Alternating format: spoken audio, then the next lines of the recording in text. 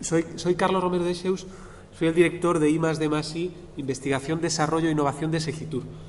Esto de la investigación y el desarrollo vinculado a la innovación a veces es complicado diferenciar tantas I's y las D's. Yo lo resumo de una manera muy fácil.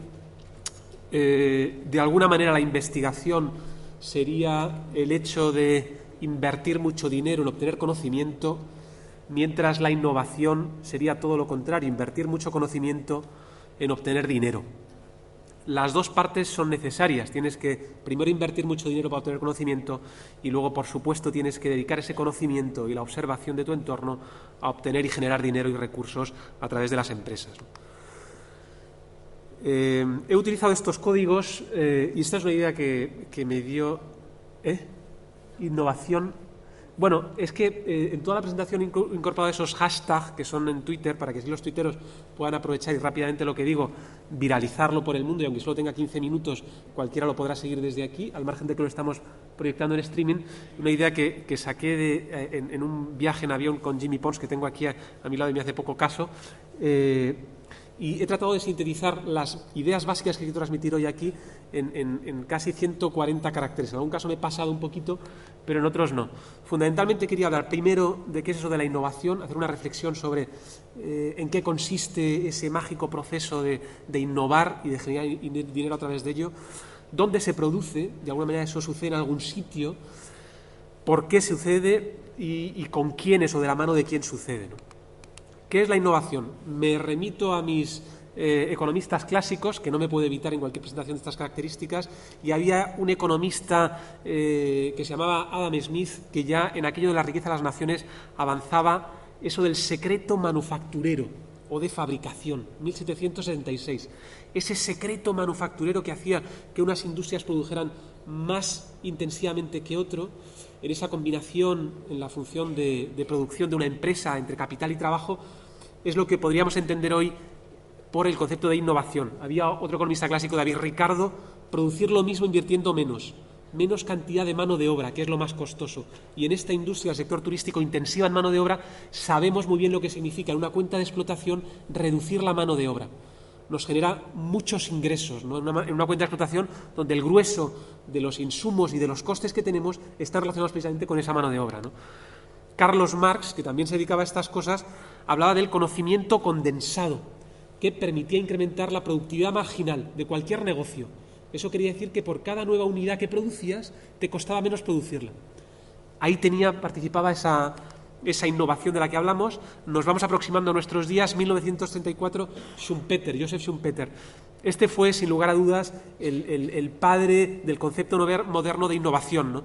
Desarrollos de los inventos, institucionalizando nuevos métodos de producción o introduciendo nuevos productos y nuevos servicios, ¿no? A partir de ahí, ya en el siglo XX, se desarrolla una serie de teorías que evolucionan desde ese concepto de Schumpeter. Era muy interesante Schumpeter porque era uno de esos economistas que lo primero que se planteó es decir, oye, soy economista, tengo que servir para algo. Tengo que ser capaces de explicar a alguien que me necesita, que tiene que contratarme, tengo que justificar mi existencia. Y Schumpeter llegó a la conclusión que todos los economistas, yo soy economista, lo utilizamos desde entonces, que los economistas de alguna manera servimos para poderle explicar a los gobiernos, a los países, a las ciudades, a los sectores, por qué crecen. El misterio del crecimiento. Y Schumpeter llegó a la conclusión de que en muchas economías capitalistas de aquella época y también hoy en día, el secreto, el motor del crecimiento de esas economías capitalistas residía básicamente en la innovación. Era ese pistón que movía el motor del crecimiento en las economías capitalistas.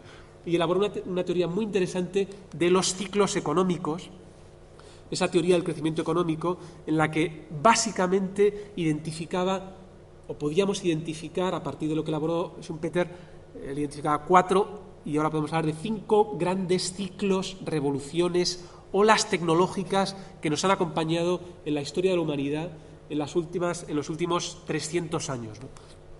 Muy resumidamente, cada una de esas olas de crecimiento de los distintos sistemas capitalistas venían acompañados por un proceso de innovación disruptivo en muchos casos que transformaba el modo como veníamos haciendo las cosas y sobre todo identificaba en cada una de esas olas nuevas fuentes de energía.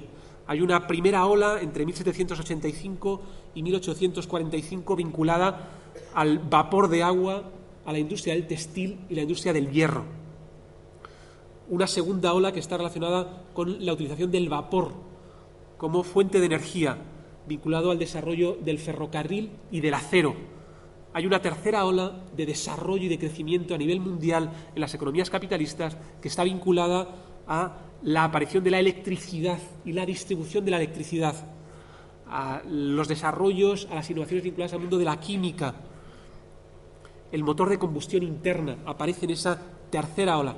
Y llegamos ya al 1950, donde aparece el petróleo y todo lo vinculado al mundo de la petroquímica, las electrónicas, la aviación, que tanto ha hecho por esta industria. 1950 comienza todo eso, nuevas innovaciones, nuevas tecnologías, nuevas fuentes de información que permiten de alguna manera que evolucionen los sistemas de producción capitalistas tradicionales.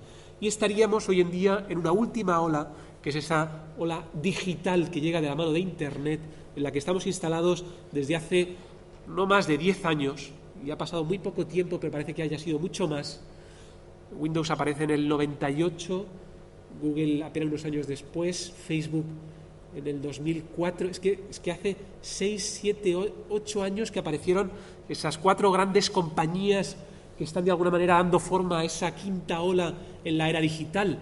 Tenemos a Amazon, tenemos a Google, tenemos a Facebook, tenemos compañías como Apple, grandes líderes de la innovación, gestores, desarrolladores, impulsores de sus propias plataformas que permiten ese crecimiento de esa quinta ola impulsada en la economía digital en la que estamos instalados, ¿no?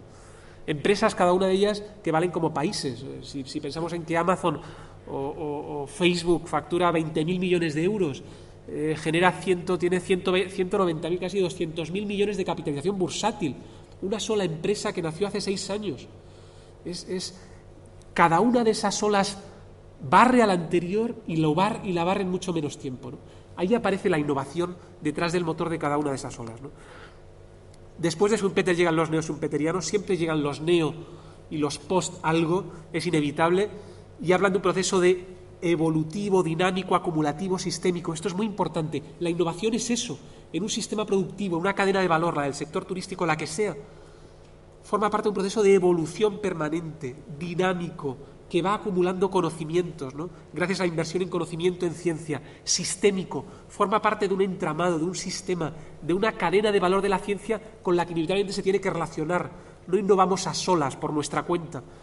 Michael Porter, uno de los clásicos, vincula la innovación a esa fuente de ventaja competitiva de las empresas y de los países. Peter Drucker, en esa comparación que hace entre la innovación producida desde el exterior de la propia organización y la innovación producida desde dentro. No me entretengo más para no entretenernos con esta parte histórica, pero en cualquier caso yo creo que es interesante pasar, aunque sea por los nombres y los conceptos básicos. Y hay un referente indiscutible, que es este manual de Oslo, en donde básicamente se asienta el concepto de innovación. Y lo define muy bien, y sobre todo lo define muy bien porque esta gente está obligada a medir la innovación. Hablaba antes Pilar Zorrilla sobre las nuevas herramientas de medición. Estamos en un entorno digital nuevo, donde todo es posible traquearlo, seguirlo, medirlo, evaluarlo. Hacen falta nuevos observatorios, nuevos microscopios, nuevos laboratorios sociales para observar qué es lo que está pasando en ese mundo de Internet. En Segitur tenemos una buena herramienta de la que vamos a hablar después, que es precisamente la escucha activa. Es una herramienta al servicio de ese nuevo entorno en el que tenemos que escuchar, medir y observar de manera diferente. Son los nuevos observatorios de las nuevas relaciones y sistemas sociales que están generando en Internet, ¿no? Y esta gente lo hace bien, con esa definición. Ya hemos visto qué es, muy rápidamente, 6 minutos, 7 minutos. ¿Dónde se produce? De manera muy resumida, se produce en producto. La innovación, innovamos en producto permanentemente, es a la que estamos más habituados. El nuevo yogur que sale en el lineal del supermercado. Innovamos en proceso.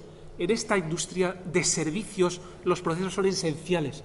Donde nos la jugamos es en el servicio a nuestros clientes, en esos momentos de la verdad donde interactuamos con cada uno de esos clientes que pasa por nuestro hotel, por nuestro destino, por nuestro restaurante, por nuestra agencia de viajes. En comercialización ¿Qué nos van a contar de la comercialización del sector turístico? ¿Por qué es importante en el sector turístico la innovación vinculada a promoción, distribución y comercialización? Porque este sector se la juega antes de llegar al destino. Porque la compra de este servicio se produce un momento anterior, desde tu casa, desde el trabajo, desde Internet. Y por lo tanto, ¿dónde te la juegas? Es en la tangibilización del servicio turístico que vas a vender. En la tangibilización. ¿Cómo lo tangibilizas? Alguien que no lo puede tocar, que no lo puede probar antes de comprarlo. Lo tangibilizas de la mano de la promoción, de la mano de tu cadena de distribución y de la mano de la comercialización. Innovación muy importante en el sector turístico ahí. Innovación en organización hacia el exterior, con nuestros proveedores, con nuestros clientes.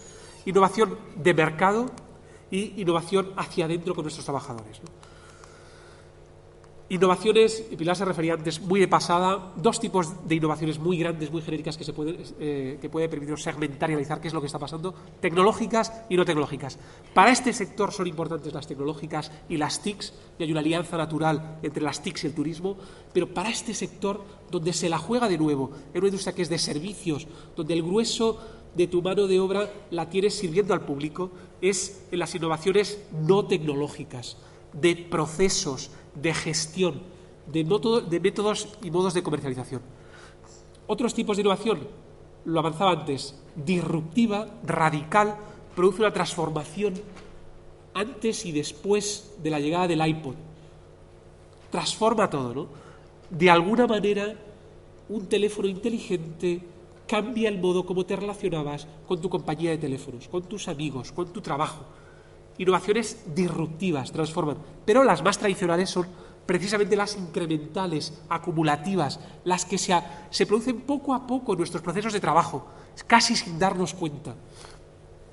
Trataba ayer por la noche en mi cuaderno, que sí lo llevo, Javier, para que veas que yo soy obediente y junto con mi cuenta de Twitter tengo mi cuaderno donde apunto las cosas, para que no se me olviden.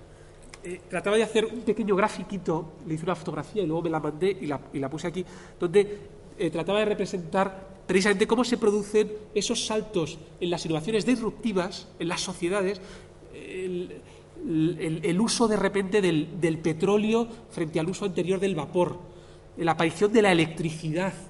Edison fue disruptivo en muchos de sus inventos, ¿no?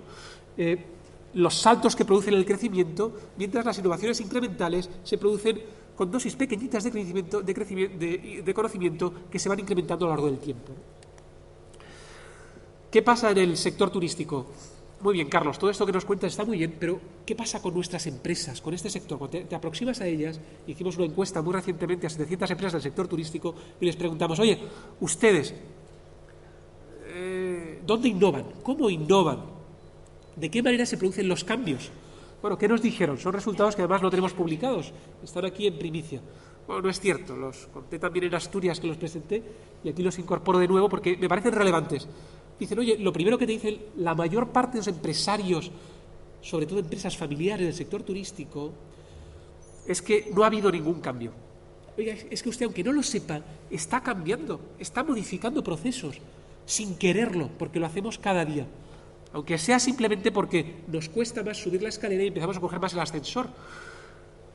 Había una parte que también decía cambios sin importancia, cambios de cierta importancia. El grueso no son los cambios rupturistas que están arriba del todo.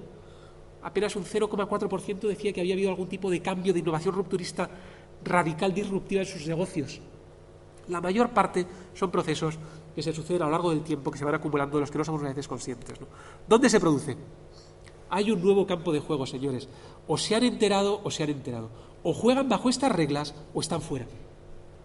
O aprenden a jugar de esta manera o no jugamos con ustedes. Y somos 1.500 millones de internautas en todo el mundo, potenciales clientes suyos. Y los que vienen de manera más intensiva. El nuevo campo de juego es Internet. El ciclo de la innovación, señores, se acorta cada vez más. Es que los cambios van a una velocidad de vértigo. De vértigo, es que tienes que estar ahí.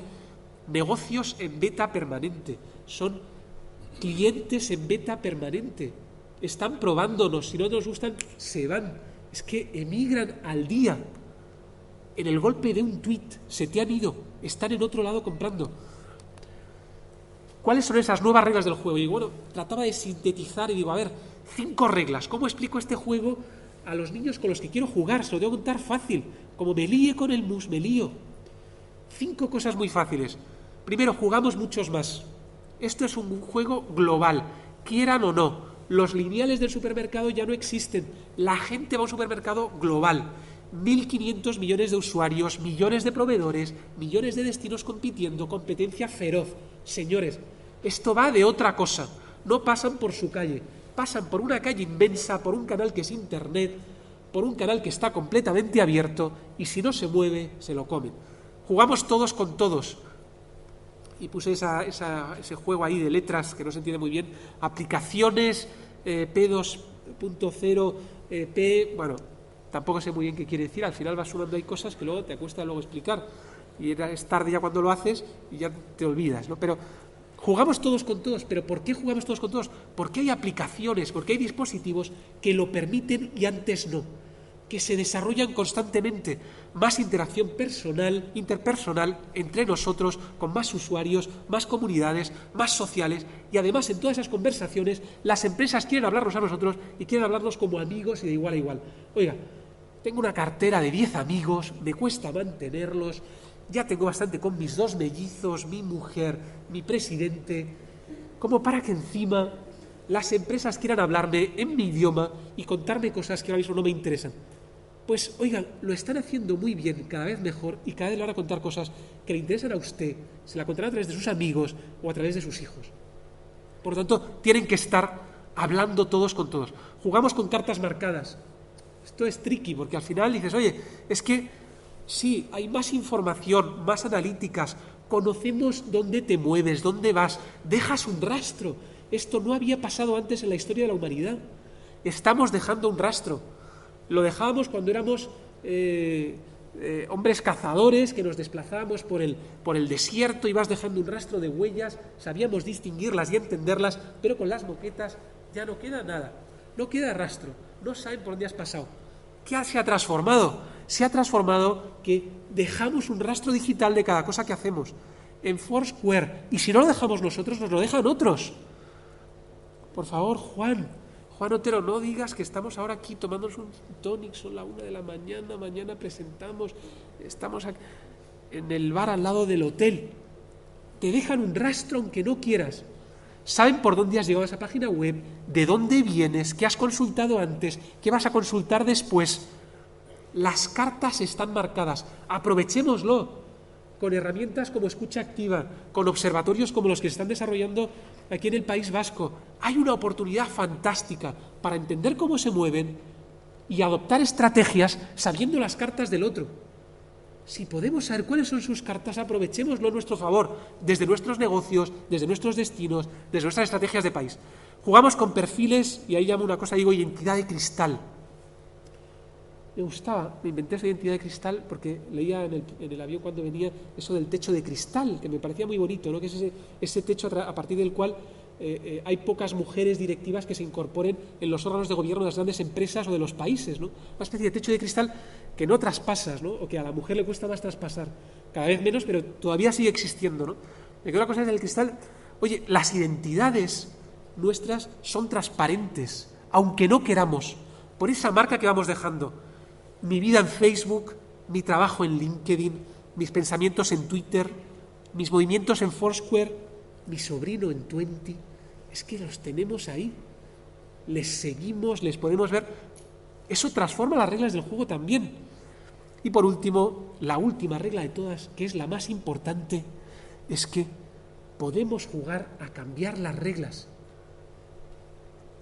Y mi negocio puede ser precisamente cambiarlas. Porque buena parte de los negocios que han crecido en esa grande, lo llaman the Gang of Four, la banda de los 4, a esas grandes empresas que mencionaba antes, Amazon, Google, Facebook y Apple, han hecho un negocio fantástico, han levantado un emporio en menos de 8 o 10 años, cambiando las reglas del juego y poniendo las suyas propias y obligándote a que si quieres jugar con su plataforma, señores, juegan sobre esto. Y las tecnológicas tendrán que pasar, y las compañías de telecomunicaciones tendrán que pasar, y yo ahora marco las reglas, ¿no?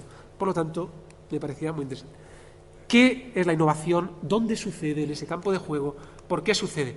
Sucede básicamente porque queremos poner en relación valor y precio en ese cociente e incrementar el valor de esa división para generar fundamentalmente euros, ¿no? Sucede porque tenemos que sobrevivir, supervivencia, tenemos que ganar cuota de mercado, tenemos que rentabilizar lo que estamos haciendo, incrementar nuestros beneficios, reducir nuestros costes, tenemos que innovar de la mano de nuestros clientes cada vez más, tenemos que posicionarnos, innovar posicionándonos, primero porque esta industria es intangible, porque aquí la marca es fundamental y porque en ese entorno que es Internet el posicionamiento es la base para que la gente pase por tu calle y entre en tu establecimiento, ¿no? Innovamos en valor. Nuestra obsesión tiene que ser ¿cuál es el valor? La pregunta diaria que tenemos que hacernos es ¿cuál es el valor que le aportamos a nuestros clientes? ¿Por qué van a seguir viniendo? ¿Por qué nosotros y no el de al lado? Lo intangible cada vez cuenta más. En el turismo más y más. Cuando le preguntas a una persona por qué decide irse a un hotel, bueno, vamos a ir rápido porque si no me voy a entretener, ya hemos pasado de tiempo. Intangibles, marcas, estrategias de marcas. Un ejemplo, Sol Meliá, más del 60% del valor de Sol Meliá en bolsa, y han decidido cambiar la marca ahora, fijaros si es estratégica esa decisión, más del 60% de su valor de capitalización bursátil es su marca. Es su marca. Hace hoteles, llega a un acuerdo con Marriott. ¿Qué están comprando? ¿Qué intercambian? Intercambian marca, acceso a mercados, plataforma de comercialización global. Eso es lo que interesa, porque si no, no van a llegar, no me van a conocer. En el sector turístico cada vez más. ¿Y con quiénes? Por supuesto con nuestros trabajadores, por supuesto con nuestros proveedores. En este sector turístico, tradicionalmente, buena parte de la innovación que se ha producido ha sido a mano de nuestros proveedores. Esto tiene que cambiar, señores. Esto no puede ser que el tecnólogo venga aquí y le diga cuál va a ser su CRM. Yo le voy a decir qué información necesito de mis clientes. Yo le haré las especificaciones y el tecnólogo construirá con las especificaciones que yo le haga. Pero esto ha sido siempre al revés. Esto es un mundo de tecnólogos. Esto es un mundo de turismo. Yo sé de turismo, yo sé de mi negocio. Ustedes me harán soluciones que sirvan y satisfagan mis necesidades, ¿no? Esto tiene que cambiar. Con mis clientes, cada vez más. Oye, los conocemos, sabemos dónde están, cuáles son sus necesidades. Innovación orientada por el cliente, diseño orientado por el cliente. Ellos me diseñan sus servicios, si están encantados de hacerlo, si lo hacen aunque no se den cuenta porque lo están contando, porque lo están compartiendo, porque lo están viralizando. Si solo hay que escucharles, escucha activa, luego lo conoceremos. Innovamos en un entorno que es Internet fantástico, un laboratorio abierto al aire libre, gratis, fácil de usar, prueben, chequen, utilícenlo. En el entorno digital no pueden poner barreras y a veces es muy complicado controlar también los derechos de propiedad. Bueno, aprovechense de todo eso, ¿no? Innovación y turismo. Este es un hipersector muy extenso, como una línea que no acaba. 440.000 empresas, 18.000 establecimientos, casi 2 millones de plazas hoteleras, 260.000 de restauración. Muy complicado innovar en este sector tan extenso. Muy pequeño, además de ser muy extenso, es muy pequeño. El 96% son pymes, micropymes, familiares. ¿Cómo innovas con esta gente? Bueno, es el motor, son más flexibles, se adaptan, les va más en innovar. Muy fragmentado, reducido. El 2% de esas empresas no pertenece a ninguna empresa multinacional. Deberá de haber un proceso de concentración. Esa es la cadena de este sector, que tampoco me detengo más, complicado el sector turístico, que tiene que interactuar con esa cadena de la innovación de las universidades, esa triple hélice de la innovación que nos cansamos de escuchar a los expertos de esto, que dicen universidad, empresa, administración. Hay que interactuar, integrar cadenas como si fuese una cadena de ADN entre la del sector turístico y de la innovación y la ciencia. Es un sector propicio para la innovación. Creo que hay argumentos en contra. Sector heterogéneo, de escasa formación, con mucha rotación, con estacionalidad, instalado en un crecimiento ilimitado, que es lo que ha estado en estos tres últimas décadas. Es complicado innovar en un sector donde yo sé que lo hago bien porque me ha ido bien durante los últimos 30 años. Pero hay argumentos a favor. Es un sector muy transversal. Permite esa innovación de la adyacencia con lo que está al lado, de la hibridación, diverso, con mucha experiencia, interdependientes. Hay un cambio generacional y porque no nos queda más remedio. También Nosotros, nuestra obsesión en Segitur, la administración pública, ¿cuál es? Construir ecosistemas propicios para la innovación. En lo que decía Steven Johnson de construir ecosistemas donde la innovación surja y emerja de manera espontánea. La innovación como resultado de sistemas y ecosistemas abiertos, interconectados. Construimos inteligencia colectiva. Las redes son el futuro, son el presente, aprovechémoslas. Somos más inteligentes, somos mejores interconectados y con el otro. Y ahora se puede hacer fácil, de manera muy rápida y con gente que está al otro lado del mundo, que quiere además compartir su conocimiento y sus experiencias. Tenemos una política de clústeres que estamos impulsando, se refería Javier a ella, y no me quiero detener más, ya estoy fuera de tiempo. Queremos conectar ideas en lugar de protegerlas, derribar barreras, ganamos todos más. Algunos de los ejemplos de agrupaciones que tenemos constituidas por toda España, cerca de 33 agrupaciones. Política de redes. Las redes permiten explorar los límites posibles de los espacios adyacentes. Muy interesante ese concepto de espacios adyacentes e innovación. No tenemos tiempo para desarrollarlo, pero quedaos con la copla. La plataforma tecnológica del sector turístico. Asomaros, no cuesta nada, es gratuito, es un espacio para el intercambio de conocimiento e innovación. La gestionamos desde Segitur. www.cintur.org. Queremos que vayáis, que las utilicéis. Favorecemos el acceso, la creación y la aplicación del conocimiento. Aquí hay ideas, hay emprendedores, hay gente dispuesta a funcionar de otra manera. ¿Queremos jugar con ellos porque son los mejores? No. ¿Porque son representativos? Tampoco. Porque son los que tenemos, los que están ahí y están interesados, ¿no? Cintur.org. Eureka Tourism, otra red equivalente, entrar, solamente tienes que entrar, es un clic, no cuesta nada, una red a nivel internacional, para lo mismo, buscar emprendedores, transformar ideas en proyectos, generar recursos para este sector. Ayudatur, muy fácil, ayudatur.es, con esto acabo, no hay más recomendaciones, pero entrar, un sistema, os dais de alta, es gratuito, accedéis a información disponible sobre ayudas que hay en este sector, y os lo ponemos fácil, una ficha resumen, entrar, no cuesta nada, y mi presidente me lo agradecerá. Tendencia, y ya termino. Hay una serie de tendencias que están ahí, que se imponen, con las que tenemos que relacionarnos. Personalización, se han dicho, las conocemos, las apunto. Desintermediación, transparencia, prescripción 2.0, geolocalización, low cost frente a high cost, especialización, interoperabilidad tecnológica, do it for yourself, paquete dinámico, experiencia, transparencia, realidad aumentada. Hay que tener cuidado con todos estos términos. Cojo uno, geolocalización. Y este es un ejemplito. Sí, me ha dado un minuto. Entonces, es un ejemplo, lo quiero contar porque el otro día en una charla que estuvimos en el Instituto de Empresa sobre temas de geolocalización y redes sociales, lo mencionaba y me pareció interesante, ¿no? Esto de la geolocalización, está tan de moda, tal. Oiga, señores, Google saca Google Maps en el 2004. En el 2004 Google Earth aparece ahí. Google Places lo sacan este año, Facebook Places el año pasado. Esto es muy reciente, aparece ahora, pero la gente llevaba moviéndose por el mundo de alguna manera en los últimos 10 siglos. ¿Cómo navegaban? ¿Cómo comerciaban? ¿Cómo encontraban los musulmanes la Meca? Bueno, es que esto no es sencillo. Había una cosa que se llamaba el astrolabio.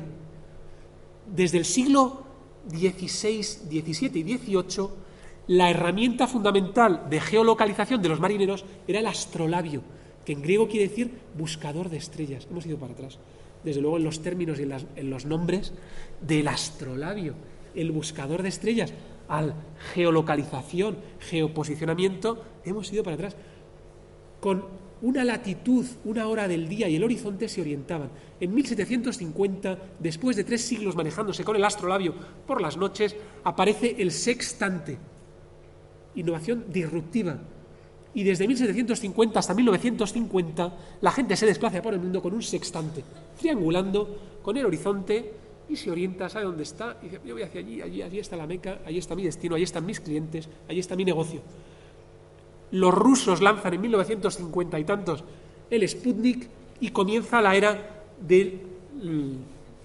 la era espacial y aparecen de repente esto del geoposicionamiento. Y llevamos 40 años desde entonces, 50 años, recibiendo señales de satélites que están en órbita nosotros, con los que nos podemos localizar. Pero ¿qué ha pasado en los últimos 4 años? ¿Qué ha pasado? Que es que todo está aquí. Esa tecnología que ya existía, que sabían utilizar los capitanes de barco, esa tecnología que ya existía, que conocían los rusos y americanos, está aquí nos posicionan solos, sin que nosotros tenemos que decirles que no, por favor, no hay posiciones. Nos posicionan, la tenemos todos, la sabemos utilizar, es fácil, es accesible, se ha socializado, se ha democratizado la tecnología. Una diferencia radical, porque hay 1.500 personas de personas. Acabo, ya está. Y con esto, y esta es la última, y además os la dejo para que curioséis hacia dónde vamos con todo eso. Por lo tanto, desmitifiquemos las nuevas tecnologías. Lo que estamos diciendo es que se generaliza, que lo tienen todo. Ténganlo ustedes también y aprovechenlo, ¿no? Yo creo que vamos hacia modularización, a diseño orientado, reintermediación, realidad enriquecida, autenticidad, todo mucho más orgánico, mestizaje, interoperabilidad cultural. Me gustaría entretenerme en cada uno de esos conceptos porque hay ejemplos y hay ideas, pero igual la inspiración también nos provoca, inspiración orientada, design thinking. Eso es que se lo escuché a Barrabés en Oviedo y lo llevo repitiendo, pero design thinking estoy investigando todavía qué es eso, pero se lo dice Barrabés, fragmentación, experimentación, turista endémico. Eso me ha gustado mucho porque acabo de llegar de Ecuador. Un destino endémico por excelencia. Busquemos turistas endémicos y ofrezcámosles servicios endémicos. Oiga, ¿qué es lo que usted coma aquí? Lo que aquí le vamos a dar, el servicio que va a tener, no lo encuentra en ningún otro sitio del mundo. Esto es endémico y, señores, se acaba. Y en ese turismo en beta permanente en el que estamos, estos son nuestros clientes del futuro y son cada vez más chinos, además. Y hay aplicaciones, también producto nacional, que se están desarrollando, que van a la modularización de destinos, que van a la verticalización de eventos y otras muchas que os dejo para que curioséis. Muchísimas gracias.